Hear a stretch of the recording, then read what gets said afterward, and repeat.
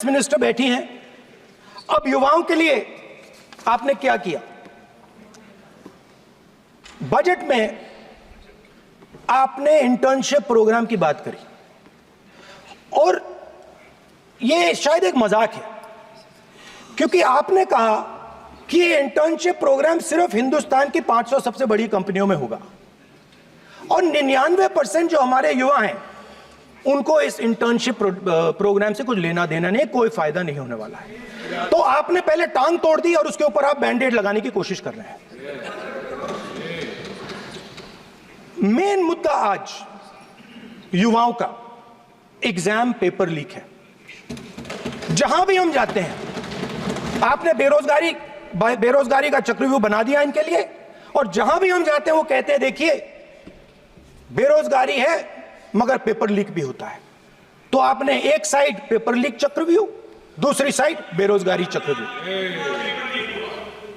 Paper leak मैं आपको बताता हूं 10 साल में 70 बार हुआ है। अगर आप जानना चाहते हैं, 10 साल में 70 बार हुआ है। तो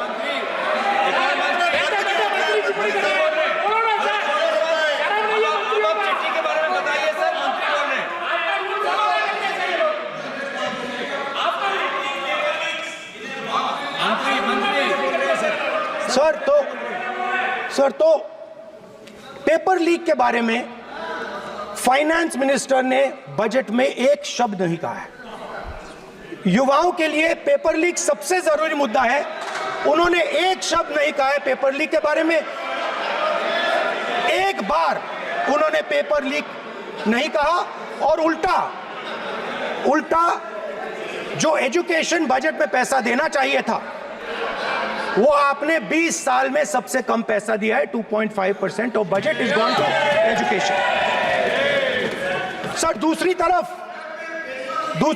आपने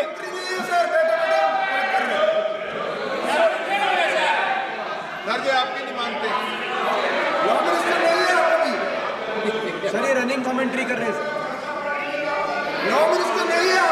सर। दूसरी तरफ पहली बार सेना के जवानों को आपने अग्निवीर के चक्रव्यूह में फंसाया। सही बात। इस बजट में अग्निवीरों के पेंशन के लिए 1 रुपया नहीं है। आप अपने आप को देशभक्त कहते हो, मगर जब अग्निवीरों की मदद करने की बात आती है, जवानों को पैसा देने की बात आती है, तो बजट में आपको 1 रुपया नहीं दिखाई देता। उनकी पेंशन के लिए 1 रुपया आपने नहीं दिया। तो उनको आपने अग्निवीर के चक्रव्यूह में फंसाया। उसके बाद सर जो अन्नदाता हैं वो चक्रव्यूह से निकलने के लिए, आपके चक्रव्यूह से निकलने के लिए जो आपने बनाया 3 काले कानून, जमीन अधिग्रहण बिल को आपने कमजोर किया, उनको आप सही दाम नहीं देते हो।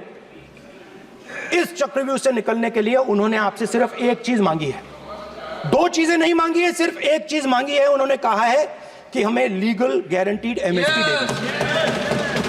आपने उनको बॉर्डर पे बंद कर दिया, रोक दिया, आज तक रोड बंद है। आप उनसे बात करने को तैयार नहीं है।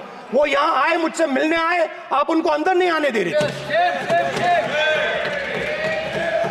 माननीय सदस्य, आप सदन में असत्य नहीं कहे। आप वो सर, आप, एक मिनट, हाँ चलिए, चलो,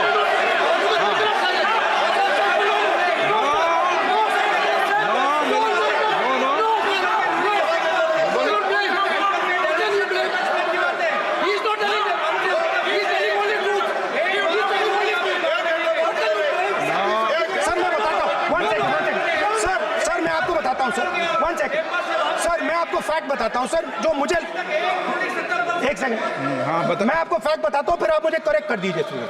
स्पीकर सर, फार्मर्स का डेलीगेशन नहीं सर, मैं आपको फैक्ट बताता हूं। पर आपके माननीय सदस्यों को कह दें वो सदन पर आरोप नहीं लगाए। रिपोर्ट से बोलता हूं मैं, बिना रिपोर्ट के नहीं बोलता हूं। बोलिए, उनको बोलने दीजिए, उनको बोलने दीजिए।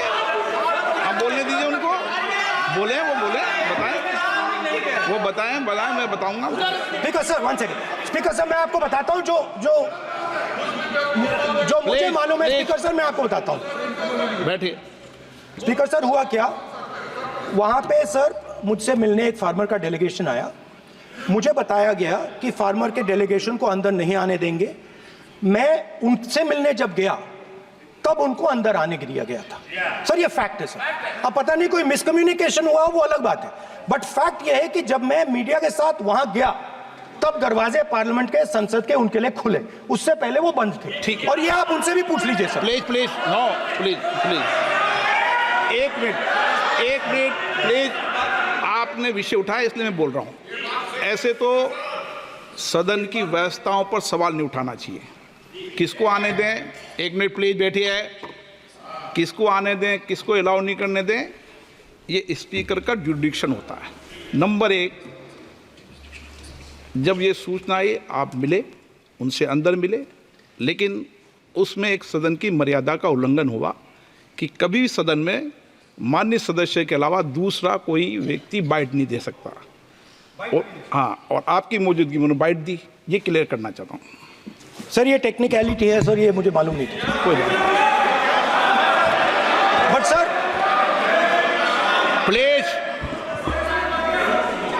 नो। माननीय यहाँ पे हीरोइंस आके बाइट दे रही है सर। सर आप मत बोलिए, आपके नेता बोल रहे हैं। तो स्पीकर सर, जब महिला आरक्षण आया था तो ये आपको बेटे बेटे स्पीकर सर, हम करने का चाहते अधिकार थे- है। माननीय प्रतिपक्ष के नेता आपके बेटे बेटे सदस्य कमेंट्री कर रहे हैं, फिर वो कहते हैं कि लोग क्यों कमेंट्री कर स्पीकर रहे हैं। सर, हम चाहते थे, हमारा एक्सपेक्टेशन था कि जो अन्नदाता है, जो सरकार से सिर्फ एक चीज मांग रहा है, लीगल गारंटीड एमएसपी, हमें लगता था कि ये कोई बड़ा काम नहीं है सर, ये इतना बड़ा काम नहीं है। हमें लगता था कि अगर सरकार बजट में इसका प्रोविजन कर देती, अगर बजट में इसका प्रोविजन कर देती तो जो हमारे किसान हैं, जो चक्रव्यूह में, आपके चक्रव्यूह में फंसे हैं, वो निकल पाते। ये हमारी थिंकिंग थी, मगर आपने नहीं किया। तो मैं यहां इंडिया गठबंधन के तरफ से गारंटी देता हूं कि हम ये काम करके दिखा देंगे। जो आपने अपने बजट में नहीं किया, वो मैं हिंदुस्तान के सब किसानों से कहना चाहता हूं, गारंटीड लीगल एमएसपी हम इस सदन में पास करके आपको देंगे। स्पीकर सर, जो मिडिल क्लास है सर, वो प्रधानमंत्री को, अच्छी बात बोल रहा हूं,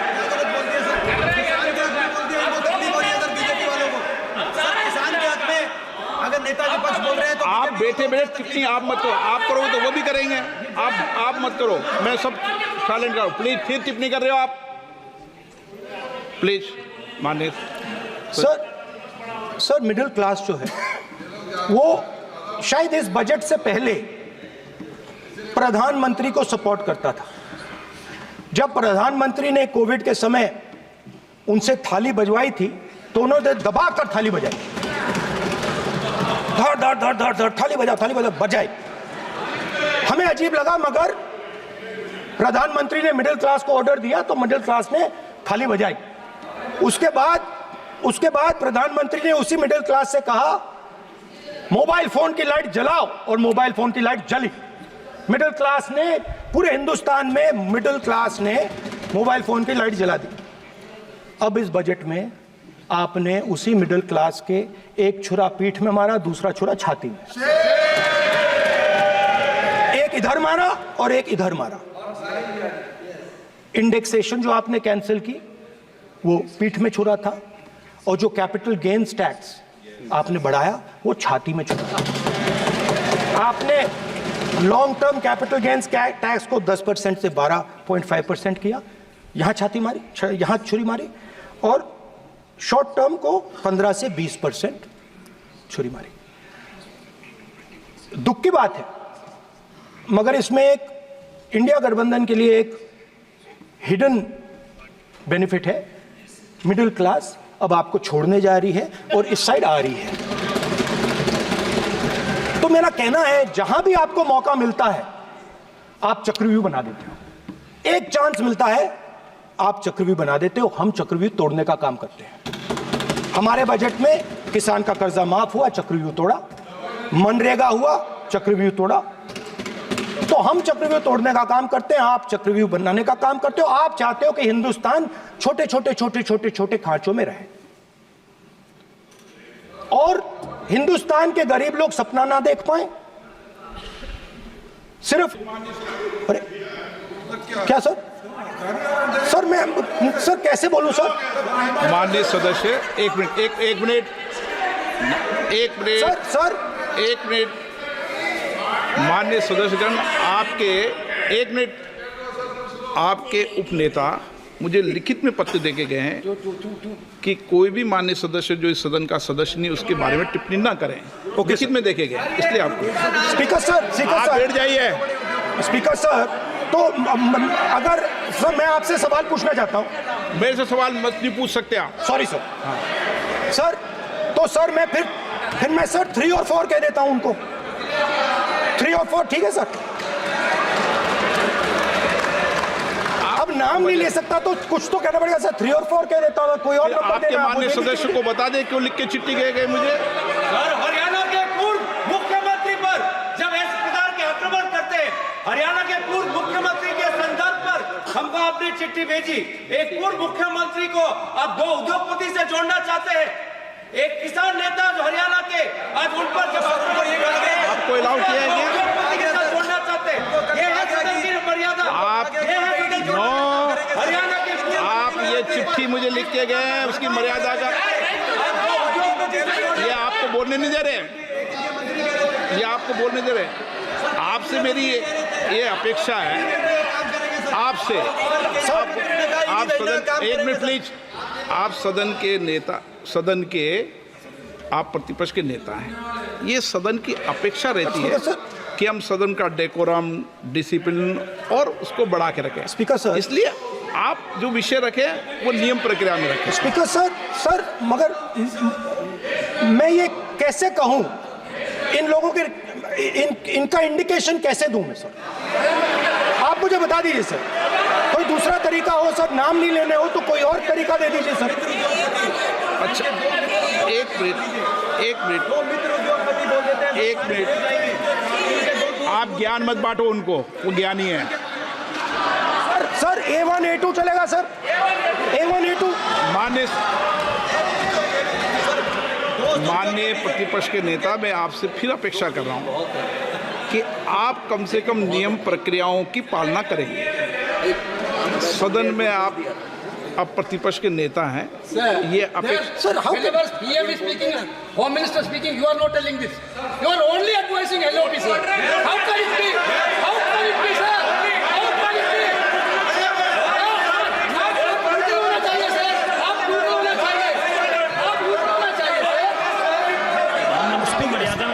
तोड़ो उसके आगे पीछे वाला। स्पीकर सर, मैं तो सबसे ही ये अपेक्षा, आप बैठ जाइए। आप किसने कहा? प्लीज बैठिए। पॉइंट ऑफ ऑर्डर जानते हो? पॉइंट ऑफ ऑर्डर क्या होता है? प्लीज बैठो। तुम्हारे नेता बोल रहे हैं point of order, please. Speaker sir, एक मिनट प्लीज, बैठिए।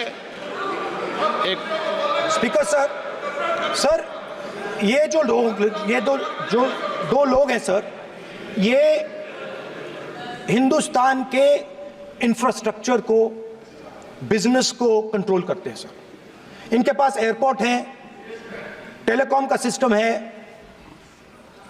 अब पोर्ट्स हैं, अब रेलवेज में जा रहे हैं। सर हमें इतना बड़ा कॉन्ट्रैक्ट दिया, वो भी बोल दो सर। इनके पास राजस्थान वाला भी बोलो। सर इनके पास हिंदुस्तान का पूरा धन का मोनोपोली है सर।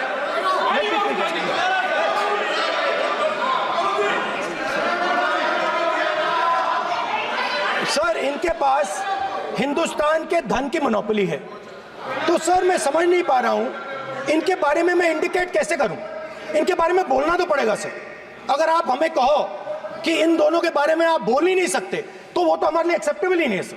हमें तो बोलना है। अब आप चाहते हो कि नाम ना ले तो कोई और सिस्टम दे दीजिए हमें। आपके संसदीय कार्य मंत्री जी, please. No, I'm not giving. I'm not yielding.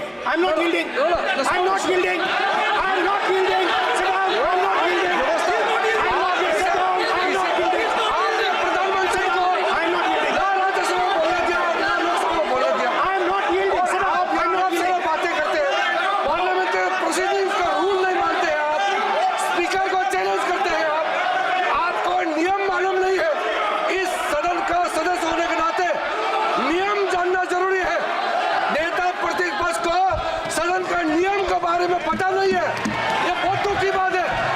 हम लोग जो भी इस सदन का सदस्य है नियम से चलता है। लोकसभा स्पीकर को चैलेंज करके आज सदन के नेता प्रतिपक्ष ने इस गरिमा को गिराया है। ऐसा नहीं चलता है। देश नियम से चलता है, सदन नियम से चलता है, संविधान से चलता है। ऐसा नहीं होता है सर।